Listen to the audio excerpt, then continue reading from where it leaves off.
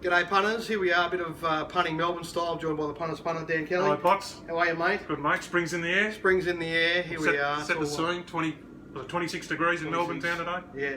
Emerald Hotel, beautiful place, and wouldn't be anywhere else, but here we are. The 7 biggest meetings of the year right in front of us. Yep. Caulfield Guineas, Caulfield Cup, Cox Plate, and then 4 days at Flemington. And fresh off a big day at Flemington as well with Winks and the great racing, so I'm certainly buzz about, mate. Fantastic. So on that score, punters, as I did last year, I've done a spring carnival package. So anyone that has been wanting to get my stuff and wants to try it over spring, you get 7 meetings for the price of 6. So $300 for all those 7 meetings. So prices for every runner, speed map, track report video, and a detailed betting plan if you're interested. And if you want to take that up, just contact me via my website. So we'll get into Flemington in a bit more detail after this, but just a bit of a general chat. How have you found the early spring? And it's been the last early was a bit quiet, but the last few weeks has been okay for me.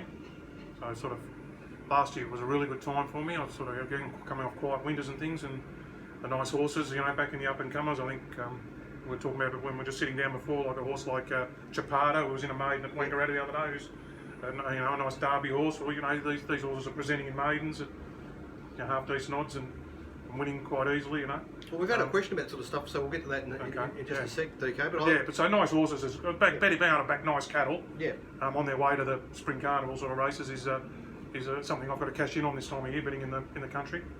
From my point of view, it's been interesting. Like 2 weeks ago, so when we had the Flemington on the Wednesday, Moonee Valley Friday night, and Caulfield on the Sunday, I had a really big betting week that week. I turned over a stack of money. Didn't win a lot. I had a small winning week. And last week it was a bit thin on the ground, which I found curious. So leading into a meeting like Flemington on Saturday. So the reason I'm saying this is that the punters, part of your patience and your discipline is accepting what the fields give you and working with them. Like sometimes you're really keen to bet, but it's not there. Yeah, and you know what I mean? So the worst thing is, which we've learned in the past, which you only learn by losing, is manufacturing stuff. Just for the sake of having a bet, is not the way to go. You just got to be patient, Be patient. That's it. Because this time of year will come. Sometimes it's frustrating. So, like for me on Saturday, my betting plan for Flemington, typically I'd be trying to get that up to around 80 units of turnover, and I could only find 45, and that was pushing it. Yeah. And then the results were a bit cruel the way they fell. But I saw you had a torturous day there. It's torturous backing a horse. I didn't have a big bet, but had a back there Eduardo and a couple of other runners in that race, and then to be beaten by a man that we've beaten back. Okay. That's just leaves you the really gambling cold. gods, mate. They've got a sick sense of humour. That's nasty. Yeah, there it is. Coming late. Sikorsky, yeah. Sikorsky was a good bet. So identified a horse there with real talent that should never have been double figures in the early market. Take good price, and this the small details of that race, the subtle things fell for extra beauty, didn't anyway, and that's the way it goes. So, but if you give yourself those opportunities often enough, it'll come around. And the important part is that even though I didn't have a good week last week, didn't injure myself, and we're still in play. So, and we've got all these good meetings. And we'll go ahead of you, which meetings coming up. Get some momentum. So, DK, we had a really good question from one of our regulars, Brian, about identifying good form races and high rating races, and he used as an example the Magic Console race at Moonee Valley, and he was saying himself that when he first looked at that race the day after or whatever, he didn't have it as a particularly high rating race, and has been sort of surprised to see Hartnell and Odie and Night's Watch. There were several runners out of that race come out and either win or run extremely well at their next start, and he was sort of asking us how you identify those races earlier, and what are the features of those really good form races and going forward. So I thought we should have a good chat about that, and I thought while we're doing that, we'll talk about that Magic Console race first, but then we can talk about a lower grade race. So a maiden at Geelong on September 2 that was run by a horse called Dubai Tycoon that subsequently disappeared. It's the first starter, Sheikh Mohammed, or one of the Sheikhs anyway. So we can only assume something's gone wrome with that horse, because he could have been a real spring player if he had it would have been winning there. He would have been probably a Derby horse. Yep. So behind him in that race was Savoy, Thunderdome, Chapada, Sikorsky. No, it's been a good race. It was a good race to identify as a hot race anyway. Yep. So we can talk about why we did and things like that. Yeah. So first of all, just generally speaking, Brian, I think identifying those races, that's what I'm constantly looking for. So I compare every race every day to the other races on the day and trying to have a set procedure I go through that allows me to sort of benchmark those races, and the whole point is trying to identify those races that are going to produce a lot of good form going forward, that provide good bases. So I think there's lots of things you can look for, but just the starting point is that the bigger the sectional time that you look at, the better, but it can be misleading. You have to look into the subtleties. So fast races overall time are always a good starting point. But then if those races are particularly fast early and slow late, they can be misleading. That's right. So you've got to be careful of that. So then you've got to drill down into the smaller sectionals, you know, once you've looked at the overall time. So you start with the overall time and then go backwards, and then I go backwards in larger chunks. So then I start looking at comparing all the last 800s and the last 600s and so forth, and sort of work from there. Now on that day that you're talking about with the race at Moonee Valley. Well, first thing I'll just say that when you do the form in the race, you've got a really good grasp on it. You've got an expectation of what that race will go. Now, first of all, I'll be looking at the platforms of the horses. Now, if they're all early in their preps, which I think this race might be, a lot of these horses this is early spring, not wound up. So there's an expectation this race is not going to rate particularly high anyway. So I think with a lot of these horses that in this race second up. Yeah, they were all second, third up. Yeah. There might have been one or two there. Not looking to have a big, whereas if they're, say, fourth, fifth up in these big days, like more horses running well in the Turnbull Stakes, third up and things like that, running figures in Vincebella and... so the point is at that stage of their preps, they're looking to set themselves a really good fitness platform. Yeah, so they're not necessarily going to be ridden to produce their absolute peak, because they're probably not ready for it. They're looking to get a really strong platform. Darren Weir says he wants the bring-on runs. Yeah. These runs second up and that, they're the bring-on runs, That's how they're ridden, and so they're not there to run time, they're there to... So I think the interesting part about that race is that Night's Watch was probably there to get run close to a peak, because it was third up on the back up from memory, and the race sort of didn't pan out for that horse. So yeah, that's it. So that's probably why it was the favourite, wasn't it? And yes. It was expected to... Was it 6 to 4? Was it 6 to 4 or something? Was it 2? Oh, it was because it was its first. I got it. It was its first weight for age run, so okay. I think it might have been 3 to 1, something like that. So when I'm looking at that race the day after, so there were 3 1600 metre races on that day. The mares that went very slowly in race 1, Seductive Miss had sat in the 1x1 and won it. So look at the last 600 there, 34.46. Okay, then you had the Avenger race, which was absolutely brutal. And one of the interesting facts about that race is the best on-pace run in that race was Wayanka. Now, Dr. Nick targeted that horse as its subsequent run because it was on pace in that brutal tempo race. It was set to go forward at Caulfield the following start, and they completely targeted it. Their problem was... I was early speed, the Doctor. Yeah. Their problem was it's Wayanka. Like, I could have marked Wayanka short in that race and didn't, because I know the horse tends to turn it up a bit. So anyway, but it was just an interesting feature of that race. And then you had the Magic Console race. Now, the Avenger race, because it was run on a brutal tempo, so really fast early, was run 3 lengths quicker than the Magic Console race. So that had sort of, you think, oh, I'm not sure about that. It's because that class of horse would normally run a quicker time. But as DK says, they're early in their prep. They're trying to set a platform. So they're probably a lot of the trainers at that stage are looking for a nice building tempo. That's it, yeah. So then when you break it down and start looking at the sectionals there, the last 600 in the Avenger race, 36.62. The last 600 in the Magic Console race, 34.83. So that's like 15 lengths or so, just off the top of my head. Quicker. And the Magic Console sectionals compare reasonably close, just a couple of 3 lengths slower than the Seductive Miss in a very slowly run race. So what you've got in the Magic Console race is a really nice building type tempo. And then, there's another 1600 metre race on that day, which is really good to compare to. Of course, the winner is Mossendale, who's a very reliable on-pace horse, who got the box seat run that day and ran right to his best he can, yeah. And he ran the same overall time as Magic Console, but about slower. Yeah, much home slower. Right. So if you look into those subtleties, there's little hints there that this Magic Console race is a really good platform race. Well, it's not overall figure-wise. Yeah. Progressing forward, these horses are going to improve off those numbers, you know. Yeah. That's it. Third, fourth up, fifth up.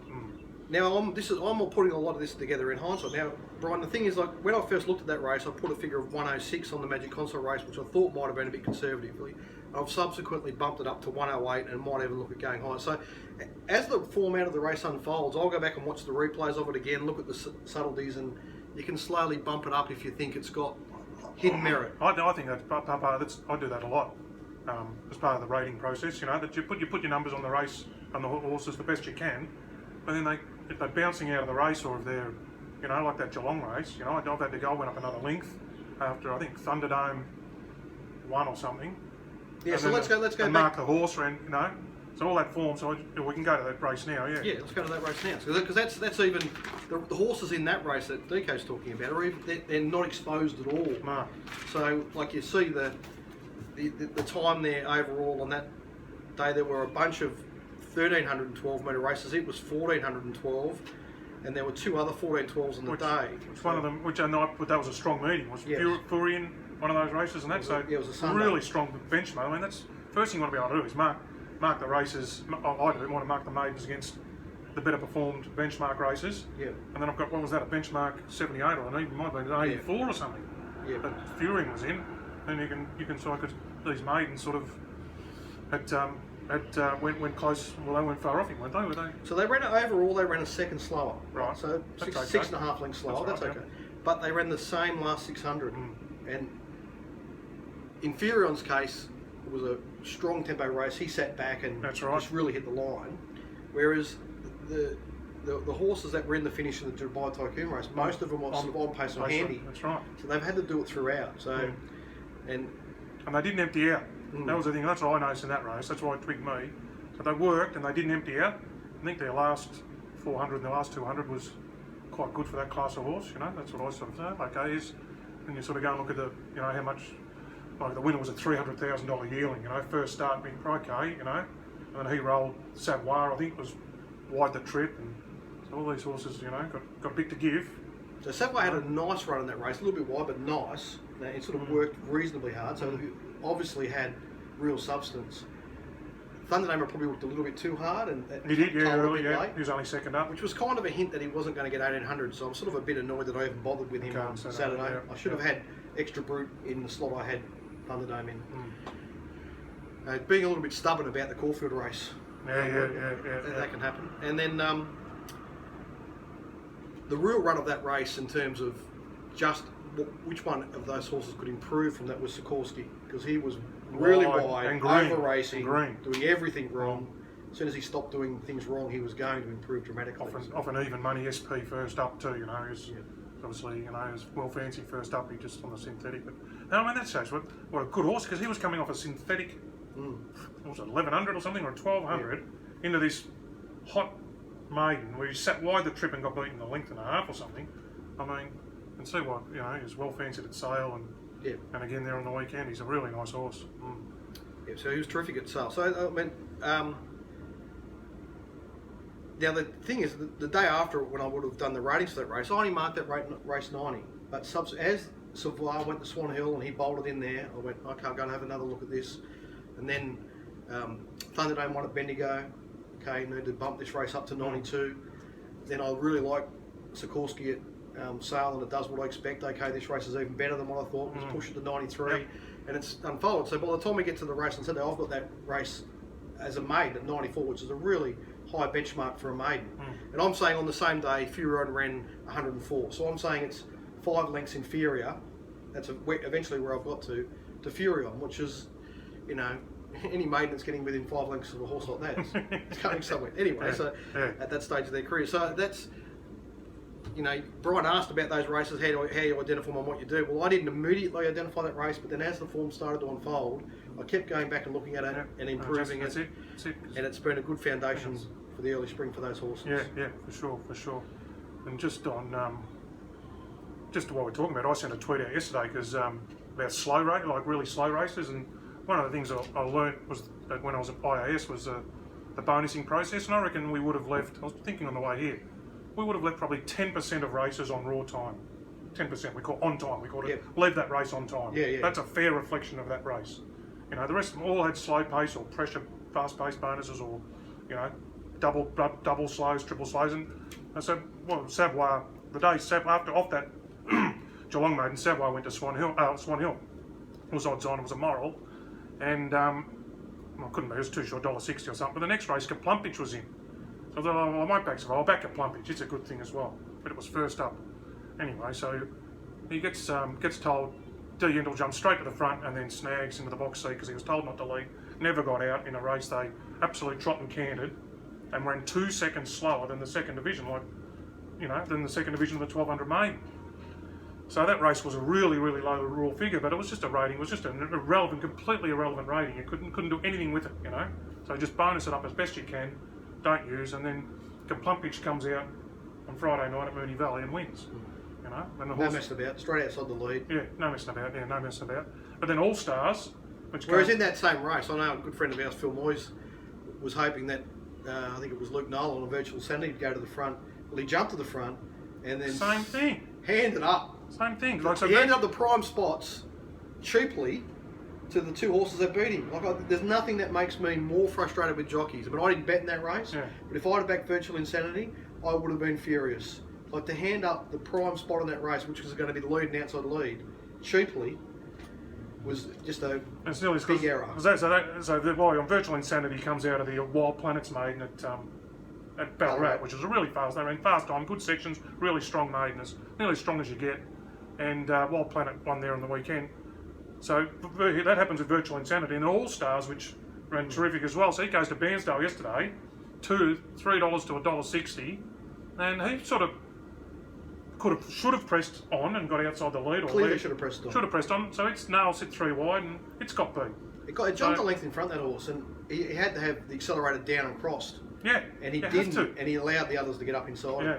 Big mistake. So I was just saying this, and that was won by a horse called Basil Brush, who came out of the very, very slow Swan Hill maiden. So it's an art form about, you know, these, because I just put Refer SP based pretty much on that Swan Hill maiden, and there was a tip that day. There was Kaplumpich was a moral, and then all of a sudden this first starter John Selenucci's off these jump outs that Selenucci's do. They just get beaten out of sight, nothing. All of a sudden there's money for it, you know, stable money, and it got out the back. So I just put a bit of a tip for you, and it got home good, but it just had none. So there's no surprise. That was Basil, yeah. That was Basil. Yeah. So I just put Refer SP. There was a tip for you, you know. He wasn't out the back yesterday. No, he wasn't out the back yesterday. But anyway, So the SPs are always a good guide. So I would say, generally speaking, that the really good form races are generally fast races, and there's little details in the sectionals that can help identify them.